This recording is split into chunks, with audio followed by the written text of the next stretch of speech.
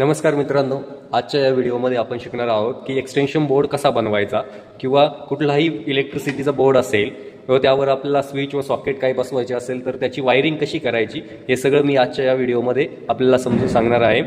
तर चला तर व्हिडिओ सुरू करूया। तर सर्वात पहिले आपल्याला ज्या मापाचा एक्सटेन्शन बोर्ड बनवायचा आहे त्या मापाचा एक मार्केटमधून असा एक बॉक्स आणायचा आहे व स्विच आणि सॉकेट्स आणायचे आहे, एक फ्यूज आणि एक इंडिकेटर पण लागेल त्याबरोबर। तुम्हाला ज्या साईजचा पाहिजे त्या साईजचा आपण इथे बोर्ड घेऊ शकता। तर माझ्याकडे ह्या साईजमध्ये एक बोर्ड उपलब्ध आहे त्यामुळे मी हा एक बोर्ड घेतला आहे। चला तर ह्या बोर्डची आपण वायरिंग करूया। सर्वप्रथम काय करायचं आहे तर याच्यात तुम्हाला कुठे स्विच बसवायचे कुठे सॉकेट बसवायचे हे माहीत करून घ्यायचं आहे। तर इथे मी दोन स्विच सॉकेट बसवणार आहे आणि इथे त्याचे दोन स्विच बसवणार आहे। या ठिकाणी एक फ्यूज बसवणार आहे, या ठिकाणी एक इंडिकेटर असणार आहे आणि इथे 2 पॉईंटचे 2 स्विच असणार आहे। तर मग मी हा एक बोर्ड तयार केलेला आहे। तर तुम्हाला दाखवतो, अशा पद्धतीने मी हा एक बोर्ड तयार करून ठेवला आहे की ज्यामध्ये या ठिकाणी एक फ्यूज आहे, एक इंडिकेटर आहे, या 2 स्विच आहे, इथे 2 सॉकेट व 2 ठिकाणी 2 स्विच असणार आहे। तर हे कसे बसवायचे यासाठी मी एक स्विच बसवून दाखवतो तुम्हाला की असा एक स्विच असतो। तर हा स्विच तुम्हाला ज्या ठिकाणी बसवायचा त्या ठिकाणी इथे ह्या खाचेमध्ये ठेवायचा आहे आणि याच्यासाठी असे स्क्रू भेटतात। तर हे स्क्रू तुम्हाला इथे लावून घ्यायचे आहे ज्यामुळे स्विच हा फिट होईल। तर अशा पद्धतीने स्क्रू खोलून घ्यायचा आहे आणि या स्विचला इथे असा फिट करून घ्यायचा आहे। ठीक, अशा पद्धतीने आपण हा स्विच इथे बसवून घेणार आहोत।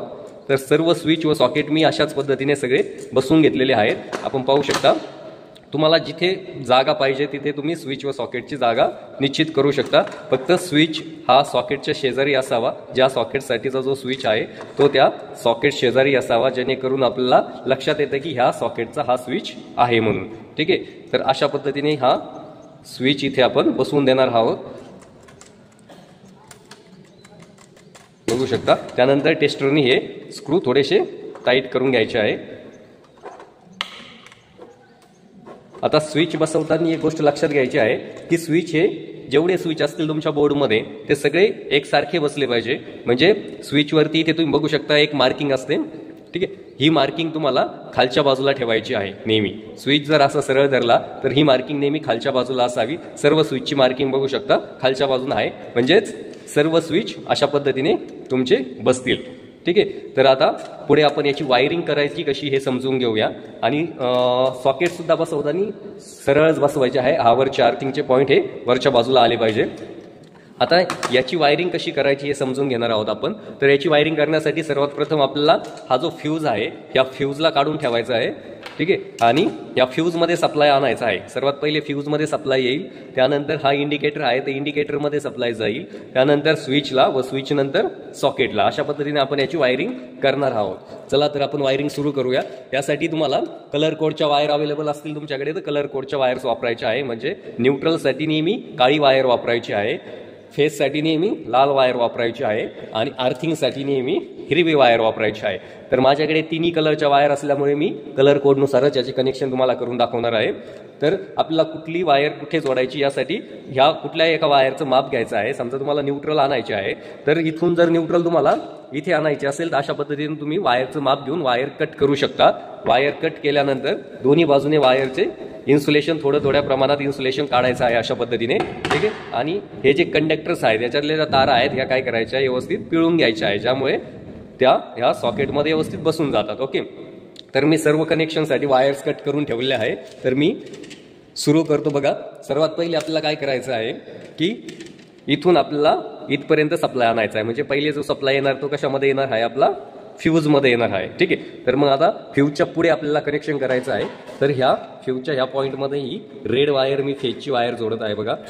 अशा पद्धतीने मी इथे फेज सप्लाय दिला आहे। आता तो सप्लाय पुढे कुठे जाणार आपला तर इंडिकेटरला जाणार, ठीक आहे। तर मी इंडिकेटरच्या ह्या पॉईंटला हा सप्लाय इथे देणार, तुम्ही बघू शकता। अशा पद्धतीने आपण इंडिकेटरला इथे सप्लाय आणणार आहे। त्यानंतर हा स्क्रू लगेच पॅक करण्याऐवजी इथून आपल्याला काय करायचं, इथूनच सप्लाय आपल्याला स्विचला द्यायचा आहे। तर काय करणार आहोत आपण, अजून एक वायर घेणार आहोत तर ती ह्याच्यातच टाकणार आहोत। ह्या पॉईंटमध्ये आपल्या ह्या 2 वायर्स इथे बसतील, ठीक आहे। अशा पद्धतीने सर्व कनेक्शन हे टाईट करायचे आहे, लूज कनेक्शन ठेवायचे नाही। आता सप्लाय फ्यूजमधनं या इंडिकेटरमध्ये येईल, इंडिकेटरमधनं तुमचा सप्लाय या स्विचमध्ये येईल, ठीक आहे। आणि स्विचला सप्लाय देताना नेहमी लक्षात ठेवायचं की स्विचच्या खालच्या पॉईंटला सप्लाय द्यायचा आहे। हे जे खालचे पॉईंट आहे बसवलेले या खालच्या पॉईंटला सप्लाय आपल्याला द्यायचा आहे. चला तर आपण या खालच्या पॉईंटला इथे सप्लाय देऊन घेऊ. ओके, अशा पद्धतीने हा स्क्रू लूज करायचा व याच्यात ही वायर टाकायची. आता इथून ह्या स्विचमधनंच ह्या स्विचला पण सप्लाय द्यावा लागेल आपल्याला, त्यानंतर ह्या दोन्ही स्विचला पण सप्लाय द्यावा लागेल. तर सर्व आपल्याला स्विचचे कनेक्शन आधी करून घ्यायचे आहे. तर ह्या स्विचमधनं ह्या स्विचमध्ये पण मी एक वायर टाकतो बघा. अशा पद्धतीने इथे सप्लाय ह्या स्विचपर्यंत नेणार आहे.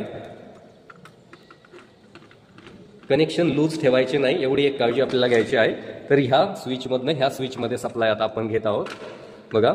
अशा पद्धतीने ही वायर इथे जोडून घ्यायची आहे. ओके, आता ह्या स्विचमधनं आपल्याला ह्या स्विचपर्यंत आणायचा, त्यानंतर इथून ह्या स्विचपर्यंत पण सप्लाय घ्यायचा आहे. ठीक आहे, तर आता आपण काय करूया, ह्या स्विचमधनं इकडे घेऊया सप्लाय. अशा पद्धतीने आपण एक वायर जोडली आहे. ठीक आहे, आता ह्या स्विचमध्ये पण सप्लाय येणार व ह्या स्विचमध्ये पण. आता मी इथे काय केलंय, थोडंसं जास्त इन्सुलेशन काढलंय व दोन्ही स्विच इथे कनेक्ट करणार आहे अशा पद्धतीने. ठीक आहे, पूर्णपणे हे स्क्रू लूज करून घ्यायचे आहे. अशा पद्धतीने मी हे काय केले, दोन्ही स्क्रू लूज केले. आता ही जी वायर आहे ह्या पॉईंटमधनं ह्या पॉईंटमध्ये टाकून घेणार आहे. ठीक, बघू शकता मी कशा पद्धतीने वायर टाकले आहे. फक्त हे सगळे कंडक्टर काय करायचे, व्यवस्थित पिळून घ्यायचे, ज्यामुळे कंडक्टर इकडे इकडे पांगणार नाही. ठीक आहे, अशा पद्धतीने मी हे कनेक्शन फेजचं कंप्लीट केलं आहे बघा. हे स्क्रू सगळे काय करायचे, पुन्हा टाईट करून घ्यायचे आहे. आता हे झालेलं कनेक्शन मी एकदा पुन्हा तुम्हाला सगळं समजून सांगतो बघा. हा आहे आपला फ्यूज. तर फ्यूजमध्ये सप्लाय येणार आपला ह्या वरच्या पॉईंटला. तर इथून सप्लाय आपण ह्या पॉईंटमध्ये येणार. फ्यूज टाकल्यानंतर जेव्हा आपण हा फ्यूज खालून कनेक्ट करू त्यावेळेस या पॉईंटमधनं ह्या पॉईंटमध्ये सप्लाय येणार. मग इथून सप्लाय इंडिकेटरला जाणार. इंडिकेटरमधनं स्विचच्या सर्व खालच्या टोकांना सप्लाय जाणार. खालचे जे टर्मिनल्स आहे स्विचचे, त्या सर्व स्विचच्या खालच्या टर्मिनलला आपण फेज फिरवली आहे. आता आपल्याला करायचं आहे कनेक्शन न्यूट्रलचं. ठीक आहे, तर फेज इथे जो पॉईंट आहे या पॉईंटला फक्त फेज द्यायचा आहे. तर इथे न्यूट्रलची कुठे आवश्यकता नसते. न्यूट्रल आपल्याला इंडिकेटरसाठी पाहिजे. ठीक आहे, तर न्यूट्रल का इंडिकेटरसाठी पाहिजे, कारण इंडिकेटरमध्ये जो लॅम्प आहे तो लॅम्प चालू होण्यासाठी त्याला एक फेज पाहिजे व एक न्यूट्रल पाहिजे. ठीक आहे, तर मेन न्यूट्रल पण इथे येणार आहे आपली व मेन न्यूट्रलमधनंच आपल्या सॉकेटला पण न्यूट्रल आपल्याला द्यायची आहे. तर मग इथे आपण काय करणार आहोत, ह्या पॉईंटला इथे न्यूट्रलचं कनेक्शन करणार आहोत अशा पद्धतीने. आता ही जी न्यूट्रल आहे ह्या सॉकेटला, दोन्ही सॉकेटला न्यूट्रल जायला पाहिजे. तर हा जो न्यूट्रलचा पॉईंट आहे ह्या न्यूट्रलच्या पॉईंटमध्ये इथे मी ही वायर कनेक्ट करतो बघा अशा पद्धतीने. आता ह्याच पॉईंटमधनं ह्या पॉईंटमध्ये पण सप्लाय न्यायचं आहे आपल्याला न्यूट्रलचं. ठीक, इथे न्यूट्रल न्यायची आहे. तर मग याच्यातनंच एक वायर मी अजून घेणार व ती पुढच्या सॉकेटला नेणार. ठीक, अशा पद्धतीने न्यूट्रल दोन्ही सॉकेटमध्ये फिरवायची आहे. ओके, आता ही जी न्यूट्रलची वायर आहे ती मी इथं या सॉकेटला पण न्यूट्रल देणार आहे. बघू शकता अशा पद्धतीने मी इथे न्यूट्रल या सॉकेटला पण देत आहे. त्यामुळे दोन्ही सॉकेटला इथे न्यूट्रल मिळून जाईल. ठीक आहे, आता न्यूट्रलचं पण कनेक्शन आपलं पूर्ण झालं आहे. आता आपल्याला इथे मेन न्यूट्रल व इथे फेज द्यायचा आहे. त्याआधी आपल्याला हे जे दोन पॉईंट दिसत आहेत ह्या दोन पॉईंटला आर्थिंग पण जोडायचे आहे. तर आर्थिंग जोडणं पण खूप गरजेचं असतं. कुठलाही बोर्ड असो तुमचा इलेक्ट्रिसिटीचा, त्याला आर्थिंगचा पॉईंट असतो व ह्या पॉईंटमध्ये आर्थिंग देणं गरजेचं असतं. त्यामुळे आपल्याला लिकेज करंटपासून प्रोटेक्शन मिळतं. तर मी इथे आर्थिंगसाठी हिरवी वायर वापरत आहे. तर ही हिरवी वायर आर्थिंगच्या दोन्ही पॉईंटला अशा पद्धतीने जोडून घ्यायची आहे. बघू शकता तुम्ही अशा दोन्ही पॉईंटला मी काय केलंय, आर्थिंगची वायर जोडून घेतली. ठीक आहे, यानंतर आता आपल्याला काय करायचं, या स्विचमधनं या सॉकेटला सप्लाय द्यायचा व या स्विचमधनं या सॉकेटला सप्लाय द्यायचा. त्यासाठी आपल्याला एक वायर घ्यायची आहे. या स्विचच्या वरच्या पॉईंटला एक वायर जोडायची व त्याचे दुसरे टोक या सॉकेटच्या या पॉईंटला जोडायचे आहे. चला तर आपण एक वायर जोडून घेऊ. इथे अशा पद्धतीने मी एक वायर जोडली आहे व आता ती सॉकेटच्या फेज पॉईंटला एल पॉईंटला इथे वायर जोडायची आहे, ज्यामुळे स्विच ऑन केल्यानंतर सॉकेटमधने सप्लाय येईल. ओके, अशाच पद्धतीने आपण दुसऱ्या सॉकेटचं पण कनेक्शन करणार आहोत. या स्विचमधून या सॉकेटला सप्लाय द्यायचा आहे. त्यासाठी हा स्विचच्या वरच्या पॉईंटला एक वायर जोडायची आहे आपल्याला अशा पद्धतीने व तीच वायरचं दुसरं टोक आपल्याला या सॉकेटच्या एल पॉईंटला जोडून घ्यायचं आहे. अशा पद्धतीने वायरचे सगळे जे कंडक्टर्स आहेत ते व्यवस्थित पिळून घ्यायचे, ज्यामुळे कंडक्टर्स इकडे इकडे पांगत नाही.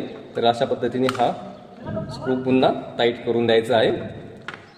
बघू शकता आपलं सर्व कनेक्शन झालं आहे.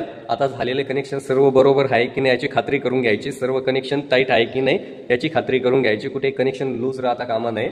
चला तर आता आपल्याला या ठिकाणी मेन फेज द्यायची आहे, या ठिकाणी मेन न्यूट्रल द्यायची व या ठिकाणी अर्थिंग द्यायची.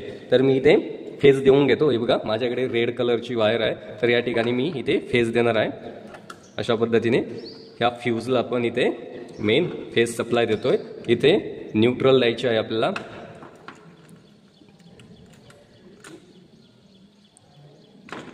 अशा पद्धतीने आपण इथं न्यूट्रलचं कनेक्शन करत आहोत. ठीक आहे. आता आपल्याला अर्थिंग पण कनेक्ट करायचे आहे. या ठिकाणी आपण अर्थिंगचं कनेक्शन करत आहोत.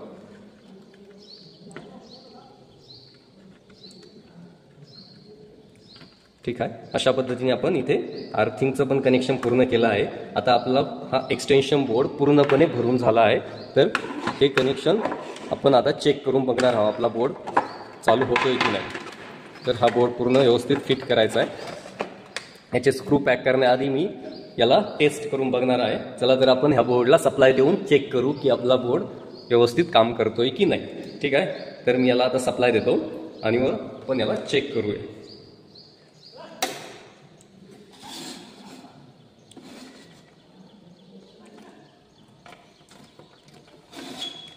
ठीक आहे. आपल्याकडे हा मल्टीमीटर आहे. मल्टीमीटरच्या सहाय्याने आपण काय करणार आहोत, याच्यामध्ये सगळीकडे सप्लाय आलाय की नाही ते चेक करणार आहोत. त्याआधी आपल्याला हा फ्यूज पुन्हा फ्यूजला लावून द्यायचा आहे. अशा पद्धतीने आपण हा फ्यूज पुन्हा कनेक्ट केला. आता इथे मेन स्विच ऑन करून मी याला सप्लाय देतो. बघू शकता आपल्या इंडिकेटरमध्ये सप्लाय आला आहे, म्हणजेच आपला बोर्ड व्यवस्थित काम करतो. इंडिकेटरपर्यंत फ्यूजमधनं इंडिकेटरपर्यंत सप्लाय गेलाय. आता प्रत्येक सॉकेटमध्ये सप्लाय जातो की नाही हे चेक करायचं आहे आपल्याला. ठीक आहे. हा आहे माझ्याकडे मल्टीमीटर. तर सर्व स्विच आधी बंद ठेवायचे. आता ह्या सॉकेटसाठी जो स्विच आहे तो ऑन करून मी इथे सप्लाय चेक करणार आहे.